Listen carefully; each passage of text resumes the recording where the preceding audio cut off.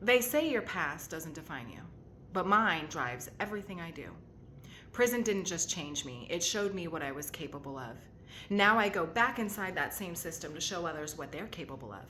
Keep listening if you want to know how I went from surviving prison to using it to create community change. I got out of prison in October of 20, right at the end of COVID. It was a very weird world. I had taken a second chance program while I was 3 months to the gate, but that class was not sufficient. It did not prepare me for what was in my future. In fact, I was told it would be very difficult to find employment because not all crimes are judged equally, and that terrified me. I had only ever known a couple of things: the adult industry or house cleaning. One was no longer an option, and the other probably might not be an option. I didn't have any direction. I didn't know what to do. But I was fortunate enough to get out to my parents' home. This was a great sense of stability and security that not a lot of women have. I know that. This home had been raising my children while I was incarcerated and was waiting for me. But I knew if I didn't figure something out, it would only be a matter of time before, who knows, I'd get bored, make a dumb decision, end up back in prison. And none of those things did I want. So I decided to apply for jobs and scholarships for college. I grew up in a house of educators. School was very important. I had taken some college courses while I was in high school with an interest in mortuary science. While I did take college courses in prison, it was a very difficult feat. School via mail, plus there was a lack of degree paths of my liking. I did decide to travel down the mortuary path again, and to my surprise, I was even accepted for a scholarship. A huge scholarship, the biggest scholarship. The kind that not only pays for 6 years of school, but pays you to go to school. Thank you, Nina Mason Pulliam.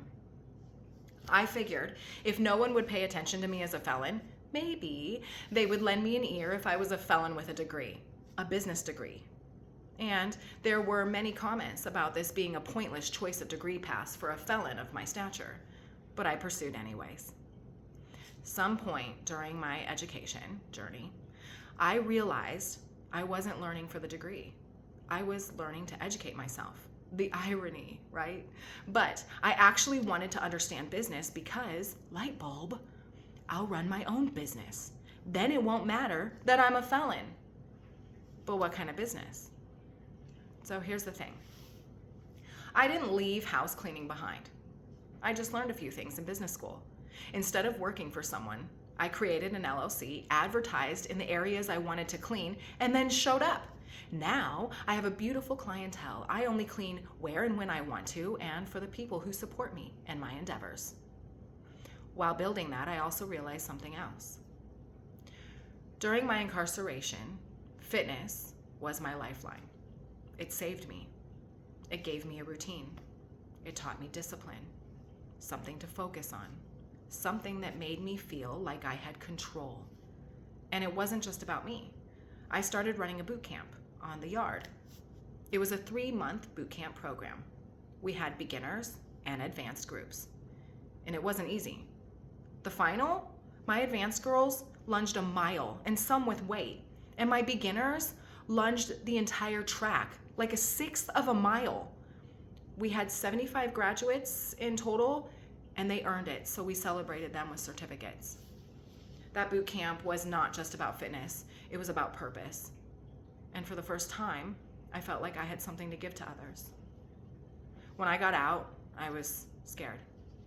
Too scared to think about fitness, too scared to fail, too scared to stand in front of people. So I buried that passion and focused on survival. But as time went on, I started to feel that pull. And as much as I tried to feel something for a business degree, I just couldn't. But fitness, that was different. So I approached my scholarship, I changed my degree path to exercise science, and then I took it a step further. I got a national certification through ISSA for personal training. I wanted to bring fitness back into my life in a way that meant something, not just for me, but to give back to others. I started volunteering and putting the word out that I wanted to bring fitness boot camps back inside the system. But this time, it wasn't just about the workouts. It was about mindset, mindset coaching, accountability, and discipline. I wanted to take what saved me in prison and bring it to the others to show them that they could rewrite their stories, just like me. So now I've created programs that take me, us, Convicted Comeback, back inside the prison system, not as inmates, but as people who understand, people who have been there. I walk back inside those walls because I know what it feels like to be trapped. I know what it feels like to think you'll never make it out. And I know what it feels like to finally have someone show you that yes, you can. So, it's not just about fitness. It's about rewriting your story. And if I can go from terrified and broken to standing here on camera, building something meaningful, then so can they. So can you.